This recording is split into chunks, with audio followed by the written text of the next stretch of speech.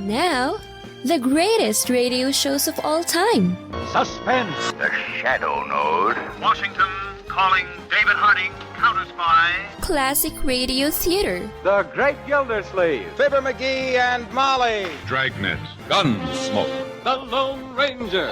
Now, step back into a time machine with your host, Wyatt Cox. Good evening, friends of the Inner Sanctum. Don-MacLaughlin Mandel-Kramer in a fictionalized version of the FBI Counterspy, going back some 72 years to August 30th, 1949, the story of the cold-blooded professor. And we thank you for tuning in. On this Tuesday, this is the 30th day of August, 242nd day of the year, 123 days remaining. Cleopatra, Queen of Egypt, committed suicide in 30 BC. The Second Battle of Bull Run took place during the Civil War in 1862. The 2-year siege of Leningrad during World War II began in 1941. A hotline between the Kremlin and the White House went into operation in 1963 to reduce the chances of an accidental war. Rock musician Bob Dylan released his influential album Highway 61 Revisited on this date in 1965, featuring the song Like a Rolling Stone. Thurgood Marshall confirmed by the Senate to become the first African-American Supreme Court justice in 1967.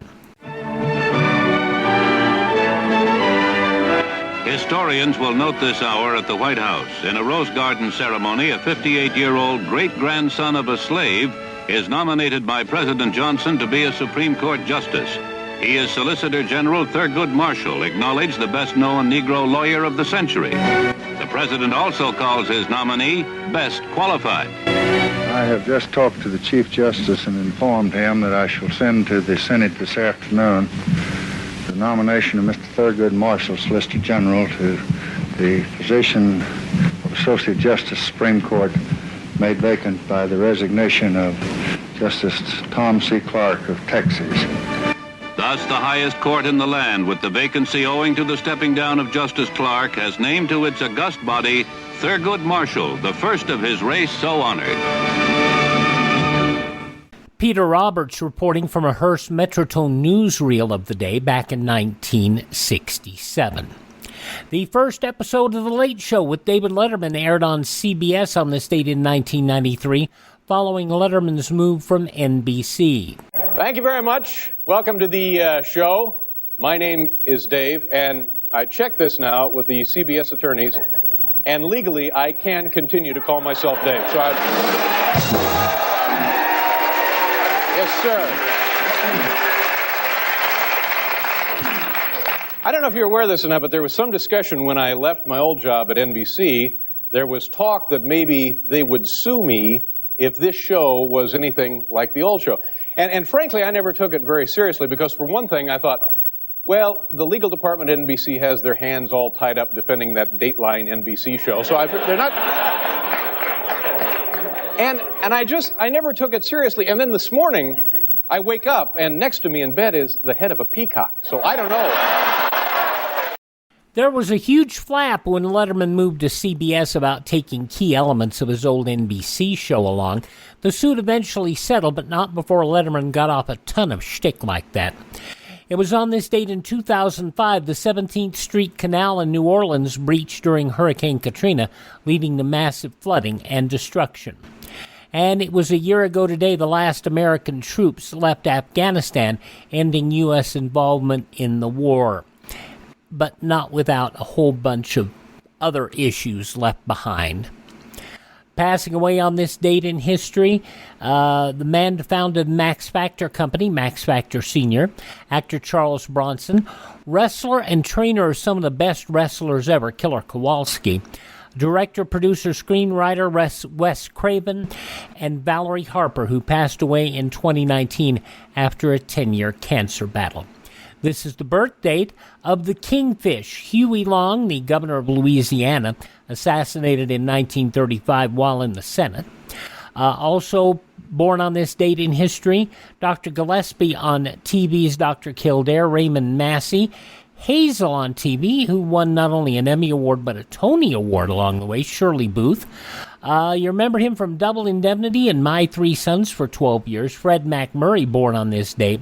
It Wasn't God Who Made Honky Tonk Angels. Kitty Wells, born on this date. The Mamas and the Papas, John Phillips. And Mod Squad's Peggy Lipton, all born on this date in history. Birthday number 92 for Warren Buffett. Comedian Louis Black, 74. The Last Picture Show's Timothy Bottoms is 71. Dr. Cleo on ER and the Dynasty reboot. Michael Michel is 56 today. Actress Cameron Diaz is 50. And singer Bebe Rexall is 33. Those just a few of the people celebrating the 30th day of August as their birthday. And if this happens to be your birthday... Happy birthday to you. Happy birthday to you. Happy birthday, happy birthday. Happy birthday to you. Thank you, Mrs. Miller. From 72 years ago today, August 30th, 1949, Don McLaughlin, Mandel-Kramer in Counterspy and the Cold-Blooded Professor. That comes up next on this Tuesday edition of Classic Radio Theater with Wyatt Cox on your favorite radio station. Veterinary telemedicine is booming. Hi, I'm Dr. Lori Teller, president of the American Veterinary Medical Association, and I know firsthand that telehealth is a valuable tool to help provide our precious pets with the healthcare they need and deserve. Here are some situations where telemedicine may be an option for you and your pet. If the veterinarian has seen your pet in person in the past. If you're not sure you need to schedule an in-person visit. If your pet had surgery and needs post-operative follow-up. For skin diseases and rash rechecks. When your veterinarian needs to monitor your pet's chronic problems such as diabetes or allergies. If there are behavioral issues or training challenges, or for hospice care. It's always good to have your session in a quiet place with good lighting. If you're not sure if you should set up a telehealth session, call your veterinarian and they'll let you know. To learn more, check out avma.org/telehealth. avma.org/telehealth. Now on Classic Radio Theater with Wyatt Cox, the fictionalized version of the FBI, Counterspy, starring Don McLaughlin, Mandel-Kramer, 72 years ago, August 30th, 1949.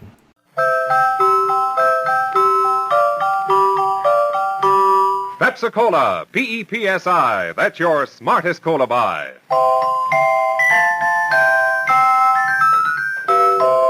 Pepsi-Cola presents Counterspy.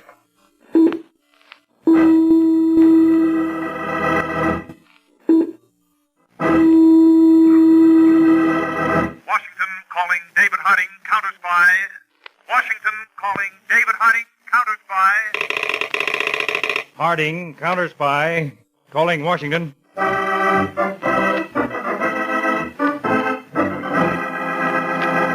United States Counterspies, especially appointed to investigate and combat the enemies of our country, both at home and abroad. Tonight, the case of the cold-blooded professor.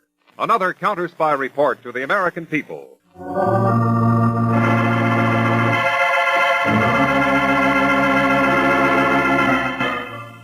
The sun was just fading, and the shadows were disappearing along a country road about 100 miles west of Chicago, on the outskirts of a certain college town, Lipton, Illinois.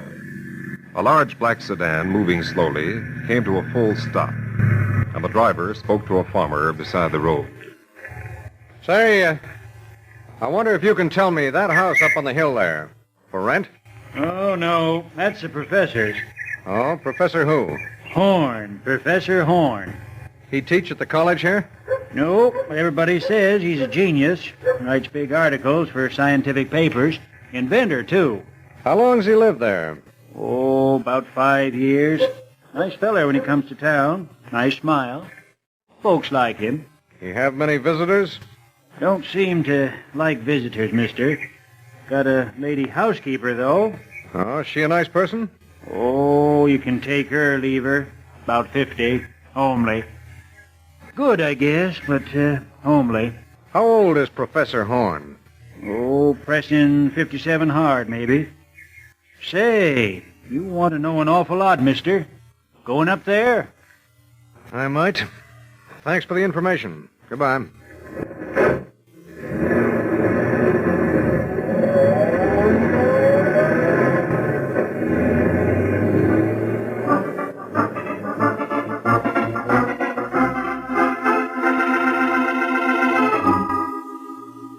Professor Horn, where do you want these books to go? The left-hand shelf, Anna, next to the books on nuclear fission. Must say I'd be glad to see a plain, ordinary novel in this library for once. My dear, the only books worth reading are scientific, factual works. Look at these. The Anatomy of Toxicology. Treatise on Molecular Growth and Decay. What's this one? My scientific diary. I'll put that one away. In that closet you never wanted me to look in? Oh, you should let me do that. Your lame leg gets tired so easy. You know I never want my leg mentioned, Anna. And I never could understand why you won't let me go down cellar and see some of your inventions.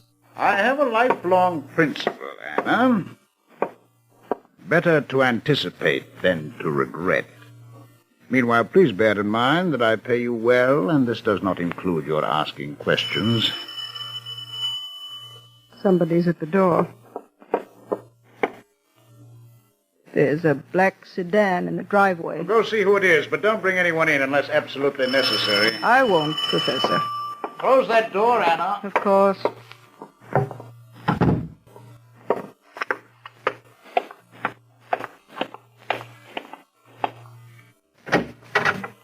Yes? I'd like to see Professor Horn, please. He's busy. My credentials. L.D. Cameron, United States Counterspy. This way, Mr. Cameron. Thank you.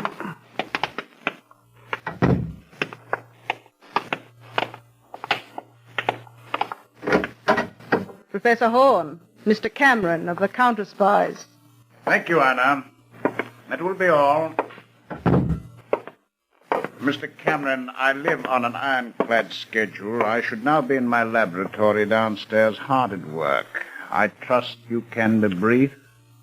2 nights ago, at 11:07 p.m. in Amberville, 42 miles south of here, the Farmers Exchange Bank was robbed of $121,000 in cash.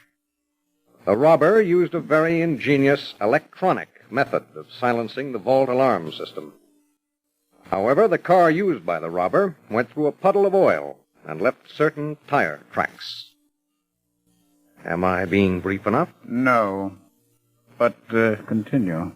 Every garage within 50 miles of Amberville has been checked for a car with those treads. The car in your garage has those tire treads. That's a coincidence, Mr. Cameron. That's no coincidence, Professor Horn. I'm placing you under arrest on suspicion of robbing the Amberville Bank. Now, this is upsetting, Mr. Cameron. Leave that drawer alone. Put your hands in the air. I said put your hands in the air. As you say.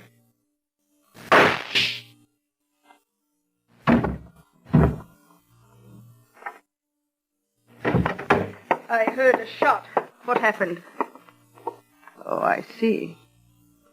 How'd you shoot him? There's no gun in your hand, Professor. See under my coat, Anna? My invention, a small flat-handled gun strapped alongside my chest. And a wire up through your sleeve. When I raised my hand, it fired the gun.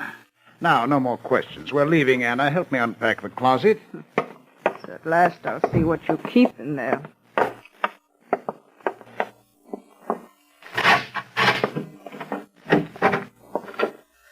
Money. Stacks of money. You will pack this money into those 2 suitcases, Anna. All right. How about these 2 small packages? Don't touch them. What? I'm never going to be captured alive, Anna. There's enough explosive in this package to kill me and anyone else around. And this is a bottle of vitriolic powder to throw into police officers' faces in close quarters. It burns frightfully. I hope you never have to use it. As I told you, it is better to anticipate than to regret. You will pack this too, Anna. Why, Professor Horn, you've been wearing a wig. Some fools wait until they're escaping to disguise themselves. I've been disguising myself for 10 years. Now I'll return to what I really look like. You look 10 years younger without that wig. And one thing more. This built-up shoe, which has made it appear that I limp. 2 good legs. So you haven't been lame at all. Professor Horn has now disappeared off the face of the earth. From now on, Anna, you will call me Mr. Harris. Now, let us get on with the packing. What about the body of that man on the floor? Oh, I have everything planned, Anna. Beautifully planned. The 3 of us are leaving together.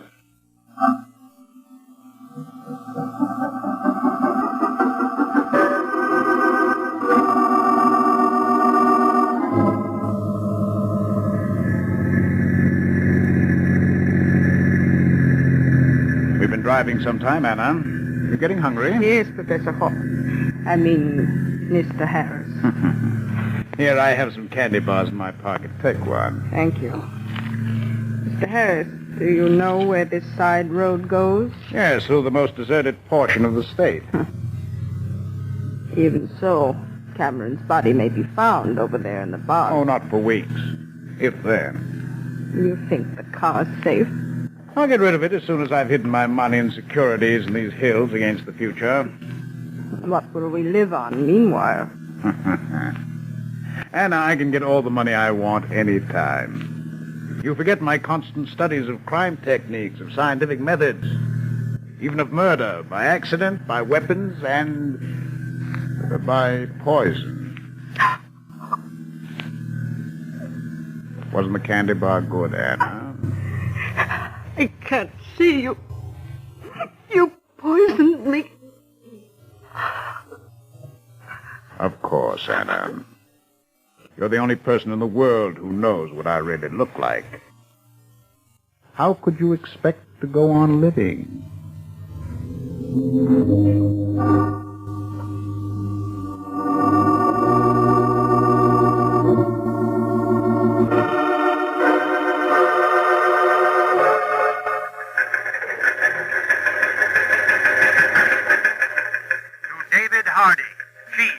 United States Counterspies, Washington, from Edwards in Chicago field office. Counterspy L.D. Cameron vanished while investigating Amberville bank robbery. Local farmer reports talking with Cameron about a Professor Emery Horn of Lipton, Illinois. Horn's house checked. Blood spots on library floor. Horn, housekeeper Hannah Cable, and car have also vanished. Advice. Chicago, from Harding. Peters and I are flying to join you at Professor Horn's house immediately. Allow nothing to be disturbed.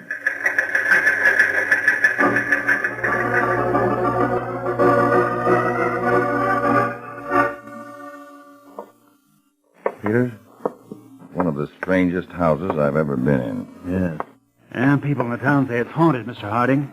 It is, Edwards, with the invisible presence of a fantastically clever man. In the entire house, not one fingerprint, except of the woman. Several tradespeople in the town say Horn always wore gloves. Always? Horn spread the story that he once burned his hands very badly in an experiment. It might be true, Peters. Again, it might not. You saw his laboratory in the cellar. Yes. And look at these books. Chemurgy and practical applications. Calculus and the theory of relativity. Works on atomic energy, chemistry, poison, explosives. Takes an extraordinary man to absorb all that, Dave. Horn's obviously extraordinary. And a genius at covering up. We know one of our own men was murdered here, and there's not a clue. Not even one piece of handwriting. Well, this man may strike again soon. Edwards. Yeah. Instruct every counterspy field office throughout the country to report immediately all crimes committed for gain, except where the criminal is definitely known. Yes, sir. Now, I'm leaving for a while. What are you up to, Dave? somewhere there's a clue to this man. I want to flounder around a little by myself. See what I can turn up.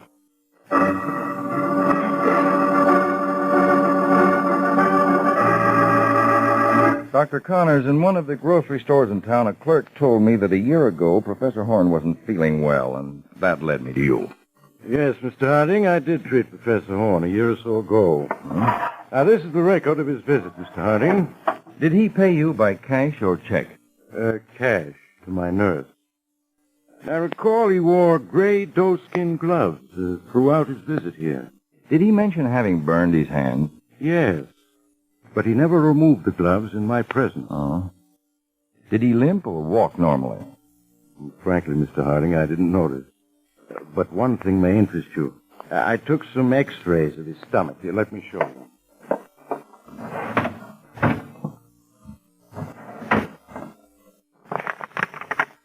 These three show all that's important. These small, darker patches. Ulcers? Peptic ulcers. It's a severe case, Mr. Harding. A Horn is one of those apparently iron-nerved men. He gives few outward signs of emotion. They often make the mistake of thinking they have no emotion. Well, actually, they do. 73 years ago, August 30th, 1949, Counterspy on Classic Radio Theater with Wyatt Cox. You ever make a change and then think, why didn't I do this years ago? Well, that's how people feel about switching to Medi-Share for their health care, especially now with inflation the way it is. People are very happy with the savings. Most families save about $500 a month when they switch. It's a huge help when prices are going up so fast in so many other areas. And Medi-Share's customer satisfaction rate is double that of health insurance. It's just a different experience, and people really like that. Medi-Share is an alternative to health insurance. It's a community of Christians who share each other's healthcare bills, and it's been going strong for over 25 years. It really is the gold standard, the most trusted name in healthcare sharing. Find out why people love it, find out why they rave about the customer service, and find out how good it feels to save some money right now. They're super easy to talk to. Here's the number, 833-34-BIBLE. That's 833-34-BIBLE, 833-34-BIBLE.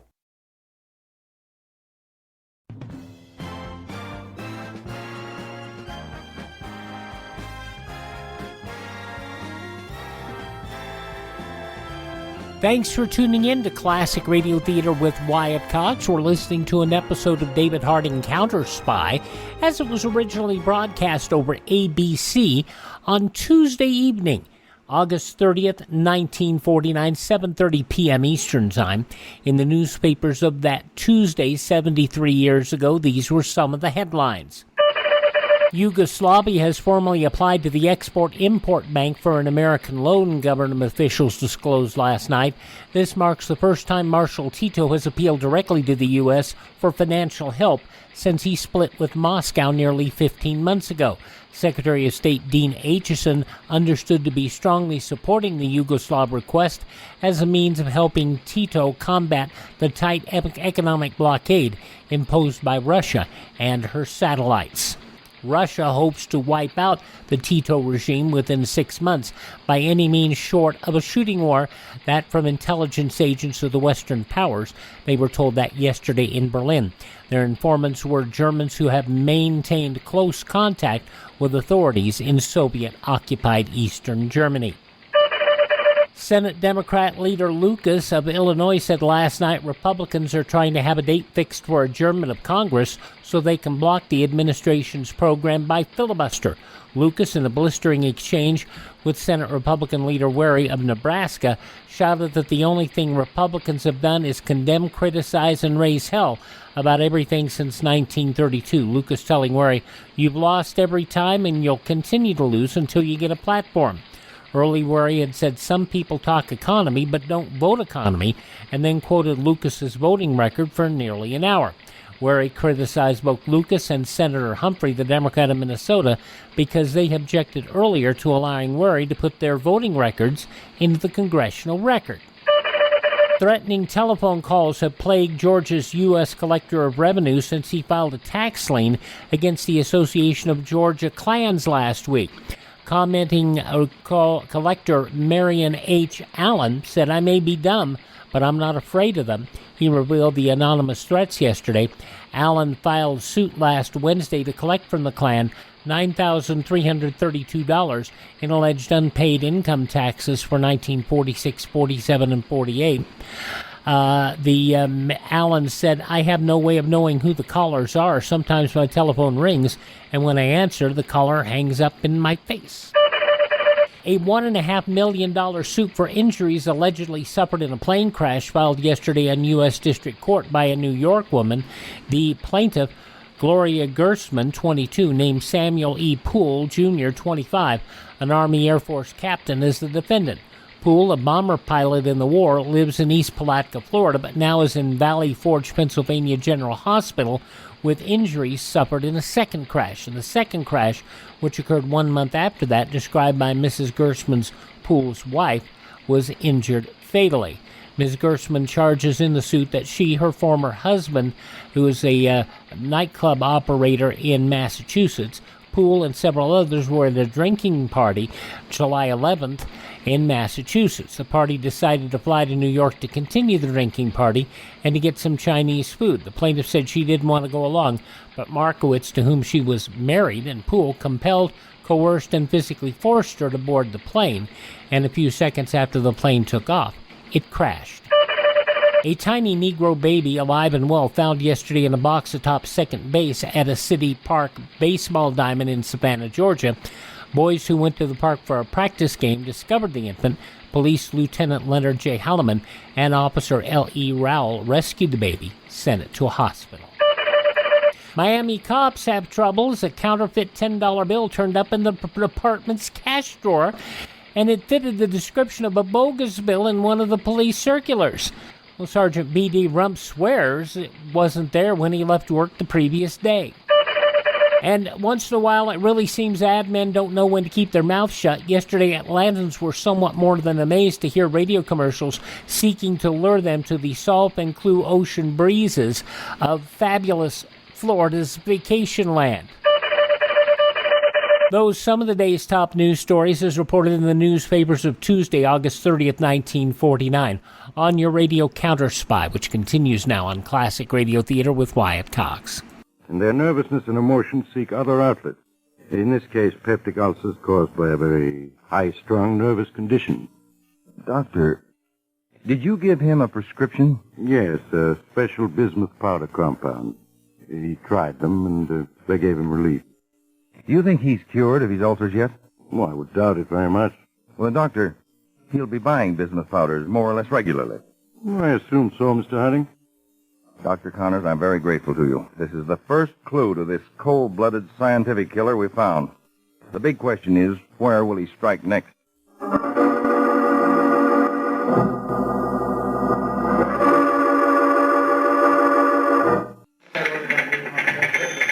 Miss Lawrence, file these chemical orders, please. But, Mr. Johnson, I never handle these local Denver orders. Miss Lawrence, we must... Oh! What is it? What's the matter with all of you? Good day, everybody. Why stop working? Don't point those guns at us. Are you the boss here? Why, yes. I like your desk. Move away from it quickly. Yes, all right. Now listen, everyone. I have only a few seconds. I've just robbed the finance company office down the hall of $130,000. Well, Lord. And there's a big commotion on the ground floor. Of course, the police expect me to leave that way, but instead I'm going to put my two guns on this desk, cover them with this newspaper. Now, get this. In a moment, the police may come in here. If one of you makes a false move, I shoot. And I'm a perfect shot. Does everybody understand? Now, I have a camera here, and I'm going to be taking your pictures. We're detectives. Anybody see anything of a stranger? A hold-up man? Why, no, officer. Speak up. Did anyone here see anybody who might be a hold-up man? Place down the hall was stuck up. He got away. I hope you catch him, Lieutenant, but just a moment. I'm taking some pictures for our sales convention. Would you mind standing there just a second, please? Don't be a fool. No. Keep the gun in your hand. Can of nonsense. Thank you, Lieutenant. If anybody sees any suspicious-looking stranger, tell the officers. We'll post it in the hall. Yes, we certainly will. Okay. I owe you all my thanks. You behaved very well. Why don't you leave us alone? Why, young lady, I couldn't think of it yet. Stand over here, will you? I want a photograph of you. Me? That's good. Yes, you are pretty. Smile, can't you? I can't. Oh, come now. I want a picture of that sincere, honest face. So different from your employer's. What do you mean? I noticed the chemical ingredients in that container on the shelf. Acetylphenium, 2% elixir of dichlorosulfate, and trichnoboborate and colloidal suspension. An entirely ineffective combination, my dear fellow. Now, my dear, let's smile. Come now, come. A lovely girl like you can always smile. That's it. Hold it. Thank you. And now, everybody, I'm going out of that door. My guns are in my pockets. Remember, I have photographs of all of you. If any one of you talks to the police, I'll come back and shoot. All clear? Good day. And goodbye to you, my dear.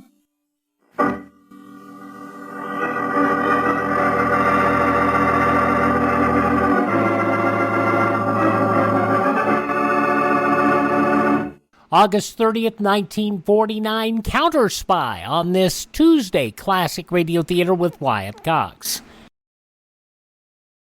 On Wednesday's Classic Radio Theater with Wyatt Cox, the CBS Radio Workshop from 66 years ago, August 31st, 1956, Colloquy number 3, an analysis of satire. Stan Freberg explains the art of satire to a skeptical censor and illustrates the example with his own recordings.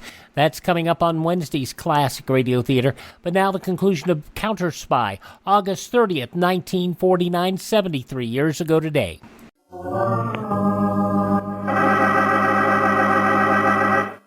David Harding and his assistant, Harry Peters, are in the communications room of the Counterspy field office in Chicago. Dave, from this report of that big robbery in Denver yesterday, I have a hunch it was Professor Horn. So have I, Peter. The cleverness of the planning, the daring, that camera gag. But no gloves and no limp. No, I can't account for that. And from the description, he must have been 10 or 15 years younger than Horn. Yes, but it's the tricky method of committing the crime that strikes me hardest. What's our move? We'll send out this new description of him to all police and Counterspy field officers. Also, a description to all druggists in Colorado. Instruct them to watch for a stranger who may come in and order a bismuth powder compound. A man similar to this new description. Edwards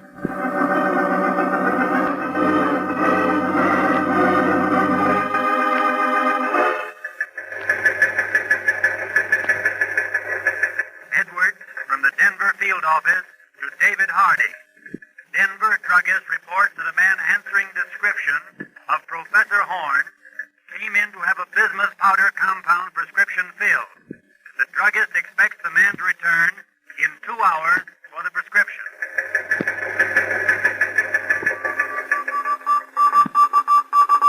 Harding to Denver.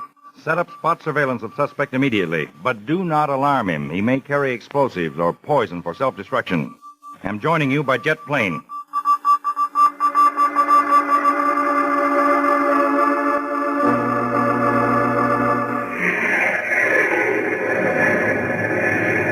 Hardly any noise, Dave. Jet planes for me from now on. Yes, remind me to ask for a jet-propelled transport model on the next budget, please. Uh-oh. Denver reporting. Right. Go ahead, Denver. Edwards reporting from the drugstore where Horn just got his medicine. We have a walkie-talkie set up with all agents conducting surveillance. Do you want to be cut in? You bet your life I do. Then I'll have you cut in, sir.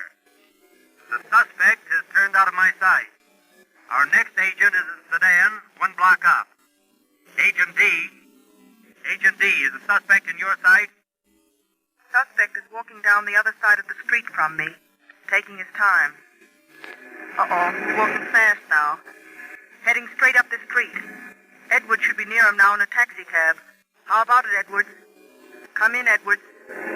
Edwards reporting again, Mr. Harding. I'm now in a taxi, cruising about 100 feet behind Horn, who's walking faster now. Maybe for the bus station on the corner. Uh-oh. What is it? A very pretty girl out of the crowd to meet him. He kisses her. Now they're heading for one of the buses. Edwards, order one of our agents to drive ahead and get on the bus. We'll be with you in Denver in another hour.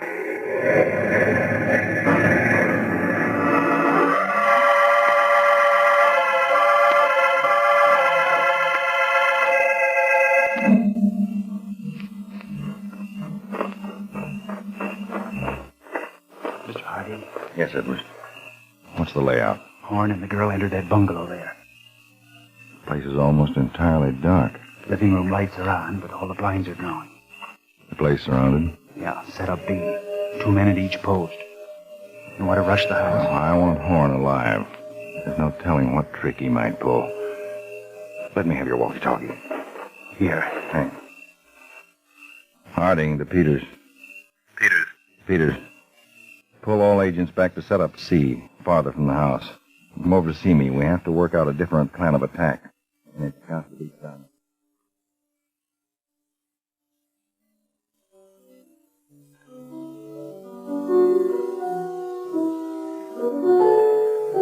Emery, you play beautifully.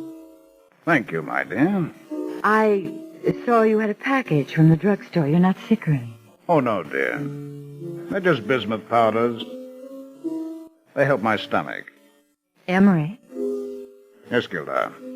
I feel very happy with you. I'm glad. Funny. Sometimes once in a while you meet someone you feel you've known all your life. It's only been 3 days, Gilda. I feel as though I'd known you all my life. And still I don't know a thing about you except that I love you. That's very sweet, Gilda. On second thought, I do know something about you. Something you try to hide from me. And, what is that, Gilda? I guess you do it because you really think I'm not very bright. Gilda, what is it? You're brilliant. The books you talk about, your remarks about things in the newspapers, on the radio, and then you say it's nothing. Compared to you, my dear, it is nothing. Emery, there's something else I know. You're, not as unobserving as I thought, Gilda. I mean, I think you've almost asked me to marry you, and Emery, if you do, I will. Gilda, you're very... Oh, what was that?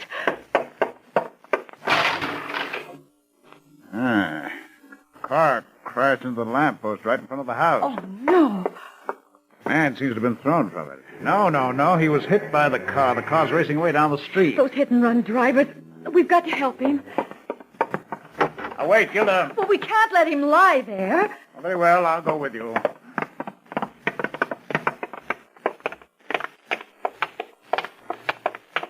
Oh, he's badly hurt. His face is all bloody. Let's move him up on the lawn. No, Gilda. You must never move an injured person. Poor man, all that blood. Let me have a closer look. Bones broken? No. Shock, probably very serious. Oh, no. Head contusions and a brain. Well, that's funny. Oh, what is it, Emery? I could just see better in this light. See what, Horn? What? What are you... There's a trick. That's right. Who are you? What are you doing? What? That's right, Doctor. Get away from him. You hear him? Get away from him. Hold it, Peter. While I get the handcuffs on him. I've got him, Dave, but keep that wildcat off my back. Let me go. You let me go. If you... All right, young woman. We're United States counterspies. You'd better be glad this happened. In another week, you'd have been as dead as Anna Cable, this man's housekeeper, and counterspy agent Cameron. No, I can't believe it. You were right, Dave. Here's the vial on him, and I'm betting it's explosive. All right, Harding. I don't know how you found me. but you'll never keep me. Until you go to the death house, I'll see that you're kept in the safest penitentiary in the country, Horn. Come on, get going.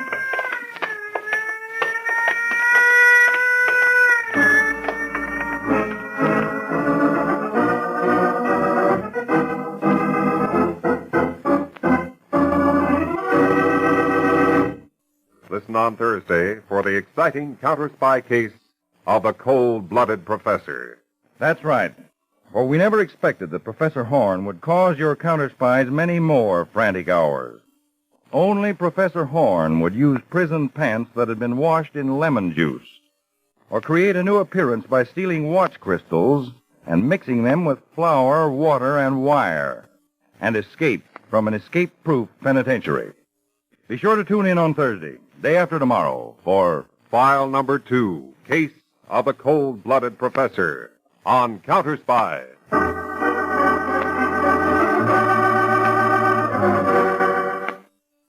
Tonight's Counterspy program originated in New York and featured Don McLaughlin and Mandel-Kramer with music by Jesse Crawford. Counterspy is a Phillips H. Lord production for Pepsi-Cola. Enjoy some Pepsi, ice cold tonight.